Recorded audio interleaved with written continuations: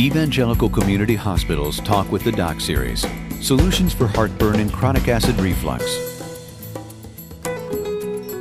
GERD, if you hear someone, GERD is gastroesophageal reflux disease. It's the same thing as heartburn or regurgitation or agita if you're Italian. Everybody gets some GERD. So just if you have it every now and then isn't necessarily a problem. There's a lot of different symptoms of GERD. Some people just get heartburn. You eat a big meal, you eat too much food or something, you lay down, you get some heartburn. Some people don't get necessarily heartburn, but they have a sour taste in the back of your throat. You have food kind of come back up and sort of sit in the back of your throat. And some people get so bad you can't swallow. You have trouble swallowing certain foods or, in some people, even liquids. Those are the common symptoms. The uncommon symptoms are pulmonary symptoms or throat symptoms. There's probably some people here who have, their doctors told them they had LPR, which is essentially chronic reflux in the airway, which taken to an extreme can cause asthma, can cause some pulmonary fibrosis. If the acid actually comes all the way up, goes down into your airways and into your lungs, it causes damage and scarring. But basically you have your esophagus, which is a muscular tube that comes down from your throat all the way down into your stomach, and your esophagus is supposed to be in your chest, and your stomach, which is just a big container for your food, is supposed to be in your abdomen.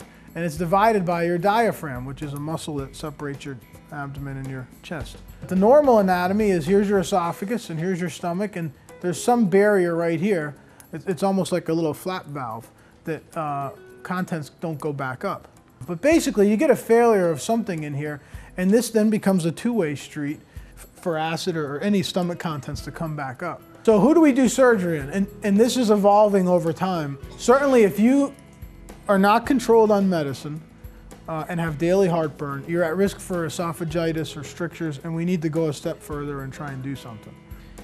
The next group of people who are controlled on medicine but don't want to be on it. So, you take Prilosec once, maybe twice a day, you feel fine, but if you try and even skip one day, you feel terrible and you can't sleep, and you don't want to do that forever. Especially for people who are 20 and 30 years old, if you're looking at an entire lifeline of medications, if there's an option to get off of them without a lot of risk, it's probably worth looking into.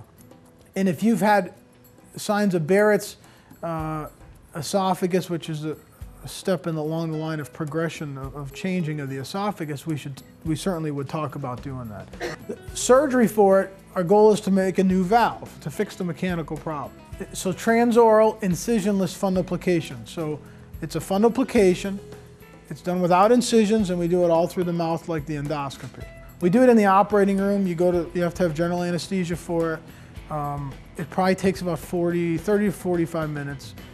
85% of people who had this are off of their medication initially, and by 2 years, 76% of people are off. Is FDA approved back in 2007. The studies are showing that it's panning out to be a good thing. It makes sense to me as a surgeon. To explore solutions to your heartburn and chronic acid reflux, call 570-522-2885.